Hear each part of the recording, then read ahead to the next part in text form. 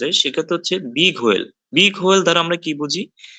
Big মানে বড়, whale মানে তিমি, বড় তিমি। আসলে এই লঞ্চ প্যাডের নাম বড় তিমি কেন রাখা হয়েছে এবং এই লঞ্চ প্যাডটা দ্বারা কি হয়, এবং এই লঞ্চ প্যাডে যদি আমি একজন কো অনারশিপ হই বা পার্টনার হই তাহলে আমার কি প্রফিট বা আমি এখান থেকে কি এনজয় করতে পারবো, এই বিষয়ে যদি আমি একটু বলি।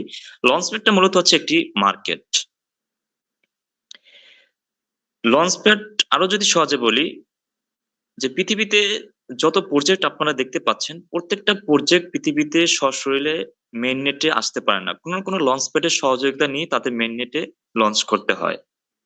তো যেমন পৃথিবীর বুকে যদি কোনো হেলিকপ্টার অবতরণ করতে চায় অবশ্যই একটি হেলিপ্যাডের প্রয়োজন হয়। যদি কোনো বিমান পৃথিবীর বুকে অবতরণ করতে চায় অবশ্যই একটি বিমানবন্দরের প্রয়োজন হয়। সেম পৃথিবীতে মেইন নেটে যদি কোনো প্রজেক্ট কোনো সিস্টেম যদি বিজনেস করার জন্য তারা লঞ্চ করতে চায় অবশ্যই কোনো না কোনো লঞ্চ প্যাডের প্রয়োজন। আশা করি আপনারা বুঝতে পেরেছেন লঞ্চ প্যাডটা মূলত কি।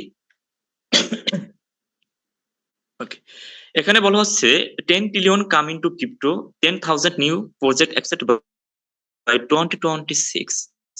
অর্থাৎ আগামী 26 সালের মধ্যে পৃথিবীর বুকে 10,000 নিউ প্রজেক্ট নিউ সিস্টেম আমাদের পৃথিবীর বুকে মেননেটে আসতেছে।